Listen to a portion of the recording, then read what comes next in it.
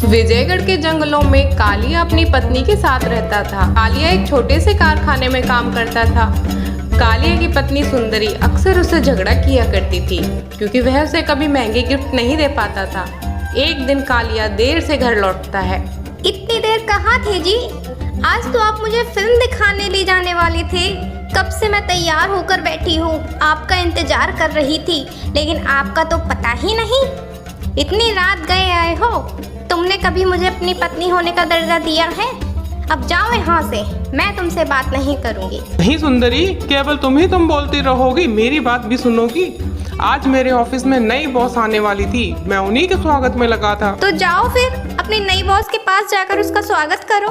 अभी यहाँ क्या करने आए हो? इतना कहकर सुंदरी अपने कमरे में जाकर सो जाती है। अगले दिन तक सुंदरी काफी देर तक सोई रहती है। सुंदरी, ओ सुंदरी, कब तक सोती रहोगी? मेरे ऑफिस जाने का वक्त हो गया है। मुझे ऑफिस जाने के लिए देर हो रही है। जल्दी से मेरा नाश्ता रेडी करो। क्या कहा? तुम्हारा नाश्ता रेडी करूं?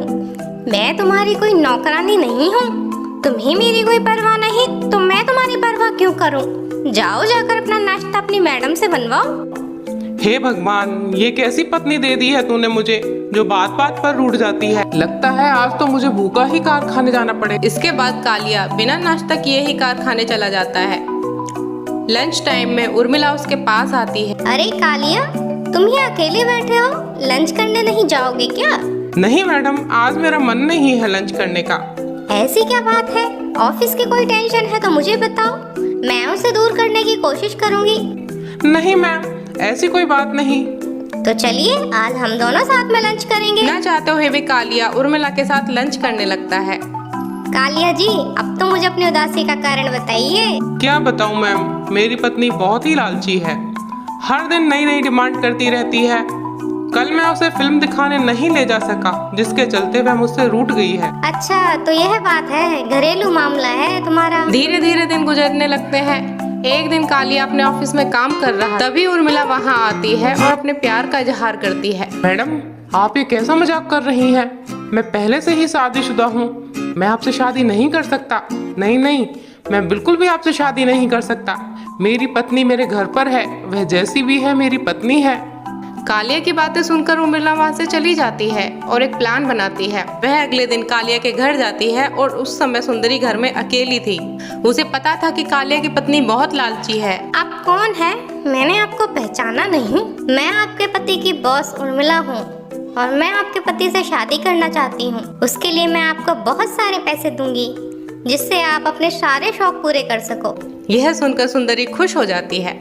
तो ठीक है, आप मुझे 1 लाख रुपए दे दीजिए और मेरे पति कालिया से शादी कर लीजिए। दोनों की डील पक्की हो जाती है। जब रात को कालिया घर वापस आता है तो उसकी पत्नी कहती है, सुनो जी, तुम अपनी बॉस उर्मिला से शादी कर लो। इसके बदले में वह मुझे 1 लाख रुपए देने वाली है। वैसे भी तुम मेरे किसी काम के तो हो नहीं, इसी बहाने घर में 1 लाख रुपए आ जाएंगे। और इस तरह कालिया की शादी जबरदस्ती उर्मिला से करा दी जाती है।